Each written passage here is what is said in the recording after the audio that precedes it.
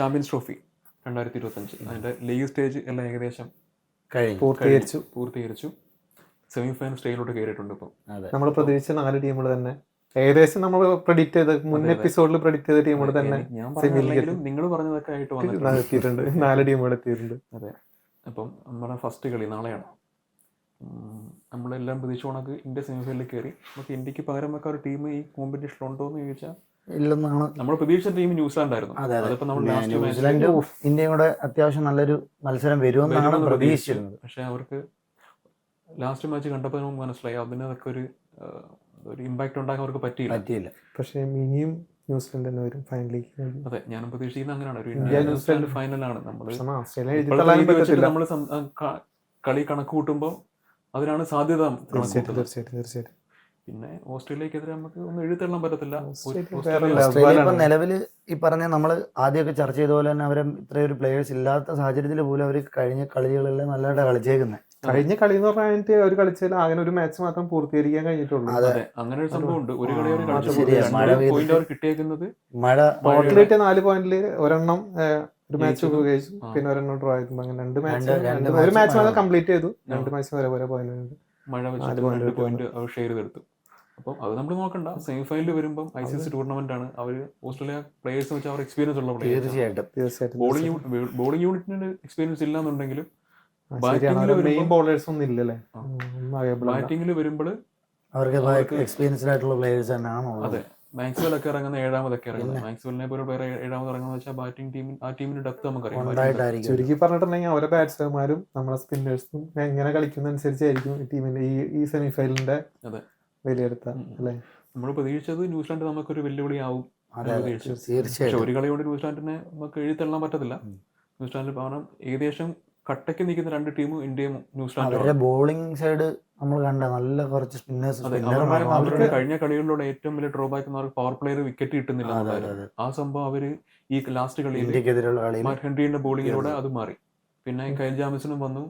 പിന്നെ ഉറൂക്ക് മറ്റേ അവരുടെ മെയിൻ ബോളർ. അത് അവരൊരു ക്വാളിറ്റി നമ്മൾ കളി കാണുമ്പോൾ മനസ്സിലായെന്ന് പറഞ്ഞാൽ അവർ രണ്ടും, അതായത് സ്പിന്നേഴ്സും സ്പീഡ് ബോളേഴ്സും നന്നായിട്ട് ഇന്ത്യയെ പോലെ തന്നെ അവർക്ക് ഓൾറൗണ്ടേഴ്സ് ഉണ്ട്. നന്നായിട്ട് ചെയ്തവര് ഫോമിലുമാണ്. 8 ബാറ്റ്സ്മാൻമാരിൽ 8 ടോപ്പ് ഓർഡറിൽ ഫോമാവാത്ത ഒരേ ഒരു ബാറ്റ്സ്മാൻ വില്യംസൺ.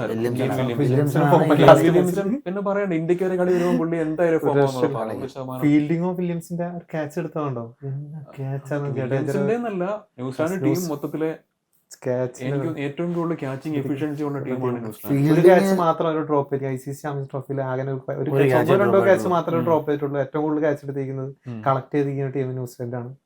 അതൊക്കെ വലിയൊരു കഴിവ് തന്നെയാണ്. ഫീൽഡിങ് ക്യാച്ച് മാത്രമല്ല, അവരല്ലാതെ തന്നെ ക്യാച്ചുകളോ അതിസുന്ദരമായ ക്യാച്ചുകളാണ്. ഫിലിപ്സ് എടുത്ത് 2 ക്യാച്ച് ഉണ്ട്. ഒന്ന് കോഹ്ലി അത്രയും മിഡിൽ ചെയ്ത ബോൾ, അത് നല്ല ടൈമിംഗ് അത്രയും അന്താളിച്ചു പോയ ക്യാച്ച് എടുക്കുന്നുണ്ട്. അത് അതിനുശേഷം ബോൾ പോവുകയും ചെയ്തു. അവന്റെ ഒരു സൈഡ് വ്യൂ കാണിക്കണ്ടല്ലോ. ഒരു ക്യാച്ച് എടുത്തിട്ടുണ്ടല്ലേ ഫിലിപ്സ്, മറ്റേ അതിനെക്കാട്ട് കമ്പയർ നോക്കുമ്പോൾ ഈ ക്യാച്ചാണ്. ഇത് കുറച്ചും കൂടെ ഫാസ്റ്റ് ആയിട്ട് കോഹ്ലി കളിച്ച ബോൾ, അത്രയും മിഡിൽ ചെയ്ത ബോളാ. അത് ഇവനെ പാസ് ചെയ്ത് പോളങ്ങ് പോയി. അതെ, ആ ഒരു ഫ്രാക്ഷൻ ഓഫ് സെക്കൻഡിലാണ് സാധനം ഡൈവിലാണ് സാധനം കയ്യിരിക്കുന്നത്. അത് അതെ.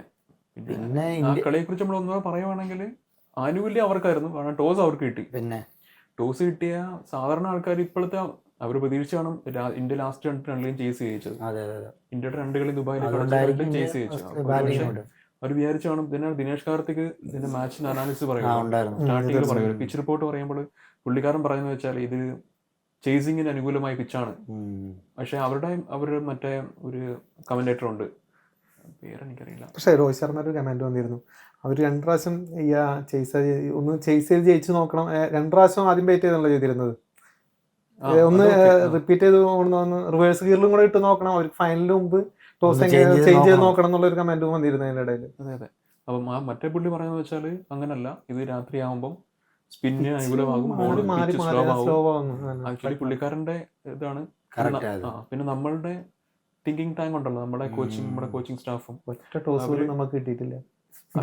ഒരു പക്ഷേ ആ കോച്ചിന്റെ നിർഭാഗ്യമായിരിക്കും നമുക്ക് കളികൾ കിട്ടിക്കൊണ്ടിരിക്കുന്നത്. അപ്പം മറ്റേ ആരാ നമ്മുടെ ഹർഷിത് റാണയ്ക്ക് റെസ്റ്റ് കൊടുത്തോണ്ട് ചക്ര വരുൺ ചക്രവർത്തി പറയാതിരിക്കാൻ പറ്റില്ല. ട്രംപ് കാർഡ് കണക്കായി പോയി. ഇനി ചിലപ്പോ 11 മാറ്റില്ല എന്നുള്ള ഈ 11 തന്നെ ആയിരിക്കാൻ കൂടുതൽ ചാൻസ്. അല്ലാതെ ഈ സിറ്റുവേഷൻ അനുസരിച്ച് ചേഞ്ചസ് വരാം, കാര്യം അത് വരുത്താം. അല്ല ഹർഷിത് റാണ ആയാലും ബോൾ ചെയ്യുന്നുണ്ട്, പ്രശ്നമൊന്നുമില്ല. ഹാർദിക് പാണ്ഡ്യ ഈ ടോപ്പിൽ വന്ന് ബോളർ ചെയ്യുന്നതുകൊണ്ട് ഹർഷിത് റാണ ഇല്ലെങ്കിൽ എനിക്ക് വേണമെന്ന് നിർബന്ധമില്ലല്ലോ. അല്ല ഇത് വേറെ കാര്യം, എനിക്ക് തോന്നുന്നു കുറച്ചും കൂടെ ഹാർദിക്കിനെക്കാളും കുറച്ചും കൂടെ നല്ല ബോളർ ഇയാളാണെന്ന് തോന്നുന്നില്ല. അല്ല പവർ പ്ലേയിൽ ഹാർദിക് പാണ്ഡ്യ നന്നായിട്ട് വെക്കുന്നുണ്ട്, അത്യാവശ്യം കുഴപ്പമില്ലാതെ വെക്കുന്നുണ്ട്, വിക്കറ്റും നേടുന്നുണ്ട്. പിന്നെ ഈ ഹർഷിത് റാണയുടെ കളി വരുമ്പോ എനിക്ക് തോന്നുന്നില്ല ചേഞ്ച് ആക്കും തോന്നുന്നില്ല, തിരിച്ചും ഹർഷിത് റാണ വരും. കുൽദീപിനെ മാറ്റും. അല്ല സെയിം ടീമിനെ കളിക്കും, കുൽദീപിനെ തന്നെ കളിപ്പിക്കും, ഹർഷിത് റാണ മാറും, വരുൺ ചക്രവർത്തി തന്നെ പുറത്തിരിക്കാനാ ചാൻസ്. ഇല്ല എനിക്ക് തോന്നുന്നില്ല വരുൺ ചക്രവർത്തി ഇനി മാറ്റിയെടുക്കാൻ പറ്റത്തില്ല, ഇത്ര 5 വിക്കറ്റ് നേടി. അതും എനിക്ക് തോന്നുന്നു കുൽദീപിനേക്കാൾ വന്നിട്ട് ട്രെയിൻ ചെയ്യുന്നത് ബോള്. അല്ല അതൊരു ഇതിപ്പോ ചിലപ്പോ ഒരു കളി വെച്ച് അങ്ങനെ ഇതാക്കത്തില്ല, കാര്യം ഇന്ത്യയിലെ ഏറ്റവും നല്ല സ്പിന്നർ എനിക്ക് തോന്നുന്നു കുൽദീപ് തന്നെ ആയിരിക്കുമല്ലോ. എല്ലാ ഫോർമാറ്റിലും ഓരോ റെക്കോർഡും കാര്യങ്ങളൊക്കെ ഉണ്ട്. അതുപോലെ ഈ നമ്മൾ ഇതിന് മുന്നേ ഉള്ള കളിയില് ദുബായ് പിച്ച് ആയതുകൊണ്ട് മിക്കതും ഹർഷിത് റാണ പുറത്തിരിക്കാൻ ചാൻസ് കൂടുതൽ. ഹർഷിത് റാണ ടീമിലേക്ക് വരുന്നത് അവസാനത്തെ ഈ ഓസ്ട്രേലിയക്കെതിരെയുള്ള പര്യടനത്തിന് ശേഷമല്ലേ കൺഫേം ആയിട്ട് വരുന്നത്. അത് കൊണ്ടുവരുന്നത് തന്നെ ഈ ഹാർദിക് പാണ്ഡ്യക്ക് ആ സമയത്ത് നല്ല ബോളിംഗ് സൈഡിൽ നല്ല വീക്കായതിനു ശേഷമാണ് ടീമിലേക്ക് കൊണ്ടുവരുന്നത്. എന്നുവെച്ചാൽ ഇവൻ വന്നപ്പോഴത്തേക്കും ഒരു ഫാസ്റ്റ് ബോളർ എന്നുള്ള നിലയ്ക്കും ബുംറയ്ക്ക് പരിക്ക് പറ്റിയത് കൊണ്ട് അതുകൊണ്ട് ഇപ്പൊ കൺഫേം ആയിട്ട് കളിക്കുന്നു. അല്ല എന്റെ മെയിൻ കളി വരുമ്പോ എനിക്ക് തോന്നുന്നില്ല അവരിങ്ങനെ റിസ്ക് എടുക്കുമെന്ന് തോന്നുന്നില്ല. അപ്പം ഈ ഓസ്ട്രേലിയക്കാർ സ്പിന്ന് കളിക്കും, കളിക്കാത്ത ഓസ്ട്രേലിയക്കാർ ബാറ്റിംഗ് സൈഡ് നോക്കുമ്പോൾ സ്പിന്നിനെ വെച്ച് കറക്കി വീഴ്ത്താൻ അതൊക്കെ ആ നിമിഷത്തെ അറിയാൻ പറ്റില്ല. നമ്മളെ 3D പ്ലെയർ എന്നൊക്കെ പറഞ്ഞ പ്രാവശ്യം നമ്മൾ വിജയൻ അങ്ങനെ ഉണ്ട്, വിജയ് ശങ്കറാണ്. അതേപോലെ ഹാർദിക് പാണ്ഡ്യനെ യൂസ് ചെയ്യാൻ പറ്റും. അല്ല വേറെ വിഷയമൊന്നുമില്ല, ഓൾറൗണ്ടർ ആയിട്ട് ബോളിംഗിലെ ടോപ്പിൽ തന്നെ ബോൾ എറിയുന്നു, പവർ പ്ലേ തന്നെ ബോൾ എറിയുന്നു. പിന്നെ എന്തിനാണ് കൊണ്ടുവരുന്നത്? എനിക്ക് ഹാർദിക് പാണ്ഡ്യ തന്നെ അല്ല, ഹാർദിക് പാണ്ഡ്യ തന്നെ പവർ പ്ലേ ബോൾ എറിയും. ഈ മിക്കതും ചക്രവർത്തി തന്നെ ആയിരിക്കും പ്ലേയിങ്ങിൽ എനിക്ക് തന്നെ വരുന്നത്. നോക്കാം, നാളെ ഒരു ദിവസം ഉണ്ട്, നാളെ ഒരു ദിവസം നോക്കാം. നമ്മള് ന്യൂസിലൻഡ് ഇന്ത്യയുടെ കളി വിലയിരുത്തിയപ്പോൾ പറഞ്ഞു വന്നത് ഈ പറഞ്ഞ പോലെ അവർ ബോളിംഗ് തെരഞ്ഞെടുക്കുന്നു, നല്ല രീതിയിൽ മികച്ച രീതിയിൽ തന്നെ അവർ ബോൾ ചെയ്തു. അവരുടെ ഏറ്റവും വലിയ ഡ്രോബാക്ക് പവർ പ്ലേ അവർക്ക് വിക്കറ്റ് അവർ കവർ ചെയ്തുകൊണ്ടാണ് ഈ കളിയിൽ വന്നത്. അവർ 3 വിക്കറ്റ് കിട്ടി.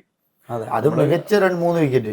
ഇന്ത്യയുടെ 3 വിക്കറ്റ് പോയി. അപ്പൊ ഞാൻ പേടിച്ചു സത്യം പറഞ്ഞ, ഇത് മറ്റൊരു സ്ട്രോങ് ടീം. പിന്നെ അതും ഒരു സ്കോർ ഒന്നും ആയിട്ടില്ലല്ലോ, 30 റൺ 3 വിക്കറ്റ് പോയി. അപ്പൊ ഓപ്പോസിറ്റ് തന്നെ സ്ട്രോങ് ടീം വന്നപ്പോ ഞാൻ വിചാരിച്ച് കഴിഞ്ഞു. കാര്യം ഇന്ത്യക്ക് തത്തുല്യമായിട്ടുള്ള ഒരു ടീം വേറെ വന്നിട്ടില്ലായിരുന്നല്ലോ അത്ര നേരം. ശ്രേയസ് അയ്യരെ പോലുള്ള പ്ലെയറിന്റെ വില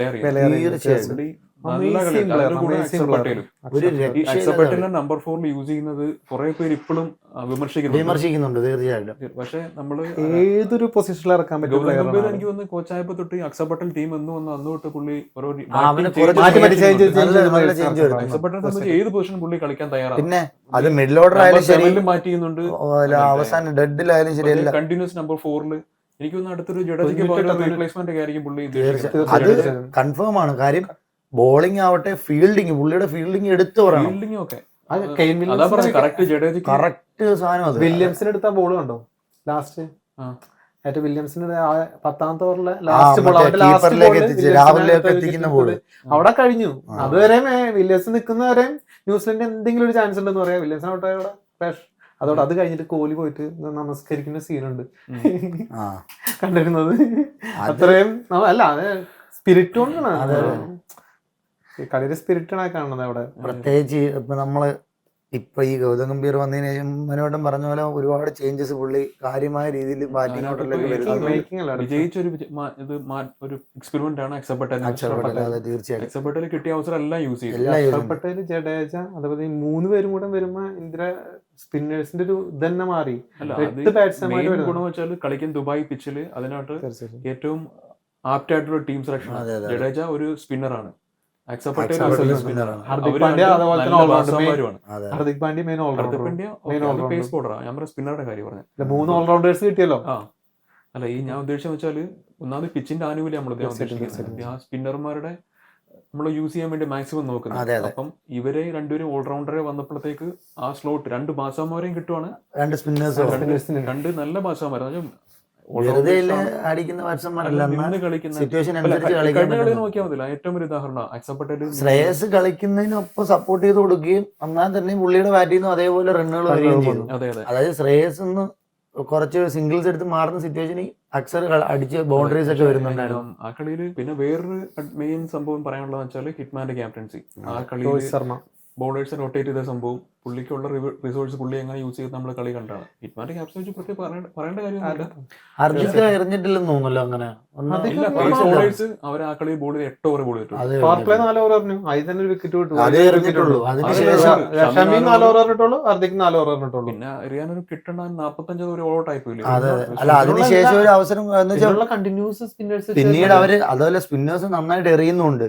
ഒന്നാമത്തെ കാര്യം 8 ഓവേഴ്സ് ഇവര് എറിഞ്ഞിട്ടുള്ളൂ. ബാക്കിയുള്ള ഈ 37 ഓവർ എറിഞ്ഞേക്കുന്നത് സ്പിന്നർമാരാണ്. 9 വിക്കറ്റും എറിഞ്ഞിട്ടു. ഇനിയിപ്പോ ആസ്ട്രേലിയ ഇങ്ങോട്ട് വരുവാണ്, ദുബായിക്ക് വരുന്നത്. അവർക്ക് ഏറ്റവും വലിയ ഡ്രോബാക്സ് എന്ന് പറഞ്ഞിട്ടുണ്ടെങ്കിൽ അവർക്ക് മെയിൻ സ്പിന്നർ എന്ന് പറഞ്ഞാൽ ആടസാമ്പ മാത്രമേ ഉള്ളൂ. പിന്നെ വരുന്നത് മാക്സ്വെല്ലാണ്. ഇതായിരിക്കും തിരികെ മാച്ച് എന്തെങ്കിലും ഒരു ഡിഫറൻസ് ഇന്ത്യ ആയിട്ട് വരുന്നത്. ഈ ടീം സെലക്ഷൻ വരുമ്പോൾ എല്ലാവരും നമ്മളെ ടീം സെലക്ഷനെ കുറ്റപ്പെടുത്തും. പക്ഷെ ഇവര് വെറുതെ ആൾക്കാരെ സെലക്ട് ചെയ്തിട്ട് നമുക്കറിയാലോ ഇവരെന്തുകൊണ്ട് ഇവരെ സെലക്ട്. ഒന്നാമത് ബുംറയില്ല. പിന്നെ ബുംറയുടെ ഈ കുറവ് അവരെങ്ങനെ കവർ ചെയ്യും എന്നാണ് അവർ ചിന്തിക്കുക. അങ്ങനെ അത് നോക്കിയപ്പോൾ ഏറ്റവും നല്ല ഓപ്ഷൻ സ്പിന്നേഴ്സ് ആണ്. ഒരു ഗ്രൗണ്ടും ആ ദുബായ് ഗ്രൗണ്ട് ആയതുകൊണ്ടായിരിക്കാം അതെ. നമ്മളടക്കം നമ്മുടെ ഫസ്റ്റ് വീഡിയോയിൽ നമ്മൾ ചോദ്യം ചെയ്തൊരു സംഭവമാണ് ജയ്സ്വാളിനെ ഒഴിവാക്കിയിട്ട് വാഷിംഗ്ടൺ സുന്ദറിനെ എടുത്തുള്ള സംഭവം. നമ്മൾ ചോദ്യം ചെയ്തതാണ്. അത് കളിയിലൂടെ കാണിച്ചു തരുന്നുണ്ട്. ഇപ്പോഴത്തെ ഇതില് നമ്മുടെ ടീം ഓക്കെ ആണ്. ഫൈനൽ ലീഗ് ഉള്ളത് അല്ല, സെമി ഫൈനലില്. അതെ, ഇന്ത്യ ഉറപ്പായിട്ടും ഫൈനലില് ഉണ്ടാവും. അതെ, കപ്പ് അടിക്കാനുള്ള സാധ്യത ഇന്ത്യക്ക്. ഓസ്ട്രേലിയയുടെ ചരിത്രങ്ങളൊന്നും അങ്ങനെ അല്ല കേട്ടോ, പറയാൻ പറ്റില്ല. എപ്പോഴാണ് മറിക്കാവുന്ന ടീമാണ് ഓസ്ട്രേലിയ. എപ്പോഴും മറിക്കാന്നുണ്ടെങ്കിലും അവരുടെ ബൗളിംഗ് സൈഡ് അത്രയ്ക്കും വീക്കാ. ഞാൻ പറയട്ടെ, ദക്ഷിണാഫ്രിക്ക ന്യൂസിലൻഡ് ലാഹോറിൽ നടക്കുന്ന മത്സരം സെമി ഫൈനലിൽ, അതും പറയാൻ കാര്യം എന്ന് വെച്ച് കഴിഞ്ഞാല് നമ്മളൊരു അനാലിസിസ് ഏറ്റവും നല്ല ടീമായിട്ട് ഇന്ത്യ വരുന്നു, അല്ല ഇന്ത്യക്ക് പിന്നാലെ അല്ല ഇന്ത്യയുടെ തത്തുല്യമായിട്ട് നിൽക്കുന്ന ഒരു ടീമായിട്ട് നമ്മൾ കണക്കൂട്ടിയ ടീം ന്യൂസിലൻഡ് തന്നെയാണ്. കാര്യം ന്യൂസിലൻഡിന്റെ മേളിലോട്ട് നിൽക്കുന്ന ടീമിന് നമ്മൾ കണ്ടില്ല. കാര്യം നിലവിലെ സിറ്റുവേഷൻസ് വെച്ചും പ്രീവിയസ് ആയിട്ടുള്ള ഒരു 50 ഓവർ അല്ല ടീമുണ്ട്. പക്ഷെ ദക്ഷിണാഫ്രിക്കയുടെ നമ്മൾ സംസാരിച്ച വിഷയമാണ്. കാര്യം ദക്ഷിണാഫ്രിക്ക ICC ട്രോഫീസിലെല്ലാം ഒരു ഭാഗ്യക്കേട് അവരുടെ കൂടെ ഉണ്ട്. അതവിടെ ഒരു ഇങ്ങനെ നിൽക്കുകയാണ്. പക്ഷെ ഇതിൽ ഭയങ്കര വ്യത്യാസം. 2015 ഈ 4 ടീമുകൾ വന്നു, 2023 ഈ 4 ടീമുകൾ വന്നു. ഈ വേൾഡ് കപ്പിന്റെ ഇപ്പൊ ലാസ്റ്റ് കഴിഞ്ഞ 2-3 edition, last world cup editions ഒക്കെ വന്നത് ഈ 4 ടീമുകളാണ് വന്നിട്ടുള്ളത്. സെയിം ചെറുതായി ചേഞ്ച് ടീമുകളൊന്നും ചേഞ്ച് ചെയ്തിട്ടുണ്ടെങ്കിലും വേണ്ടി വരും. 2019 വന്നതിൽ ഇംഗ്ലണ്ട് വന്നിട്ടുണ്ട്. ഇംഗ്ലണ്ട് ഒരു ചേഞ്ച് വന്നു പറയാനായിട്ട്. ബാക്കിയെല്ലാം ഇത് സെയിം ടീമുകൾ, 4 ടീമുകൾ തന്നെ മുൻപന്തിക്ക് വരുന്നത്. ഫ്രണ്ടിലേക്ക് വന്നിട്ടുള്ള സെമി ഫൈനലിലേക്ക് വന്നിട്ടുള്ളത്. നമുക്ക് നാളെ സെമി ഫൈനലിന് വേണ്ടി വെയിറ്റ് ചെയ്യാം. ഉദ്ദേശിക്കുന്ന പോസിറ്റീവ് റിസൾട്ട് വരട്ടെ. ടീം ഇന്ത്യ അടുത്തൊരു പൊൻകിരീടം ചൂടട്ടെ. അതെ, എന്തായാലും ഹിറ്റ്മാന്റെയും വിരാട് കോഹ്ലിയുടെ ഒക്കെ കാര്യം ഏകദേശം ഒക്കെ ഈ തീരാറായിരുന്നു. കാര്യം എനിക്ക് തോന്നി അന്ന് മനോട്ടം പറഞ്ഞ പോലെ തന്നെ ഈ ഒരു കളിക്ക് ശേഷം ചിലപ്പോ ഈ ഒരു ട്രോഫി വിൻ ചെയ്തതിന് ശേഷം എനിക്ക് വിരാട് കോഹ്ലിന്റെ കാര്യം അറിയത്തില്ല. പക്ഷെ വിരാട് കോഹ്ലി വേണമെങ്കിൽ ഫിറ്റ്നസ് കീപ്പ് ചെയ്യുവാണെങ്കിൽ അടുത്ത വേൾഡ് കപ്പോടെ കളിക്കാൻ പറ്റും. ചിലപ്പോ കുറെ റെക്കോർഡ്സും അടുത്ത ദിവസം തന്നെ ലാഹോറിൽ വരുന്നത് 5-ാം തീയതി. ലാഹോറിൽ 5-ാം തീയതി ദക്ഷിണാഫ്രിക്ക. എന്തായാലും ഇന്ത്യ വേഴ്സസ് ന്യൂസിലൻഡിന്റെ ഒരു ഫൈനൽ കാണാൻ ഭാഗ്യം ഉണ്ടാവട്ടെ. ദുബായിൽ വെച്ചിട്ട് നമുക്ക് ഇന്ത്യ ജയിക്കട്ടെ. ഇന്ത്യ ജയിച്ച് ഇന്ത്യ ഫൈനലിൽ വന്ന് ഇന്ത്യ കപ്പ്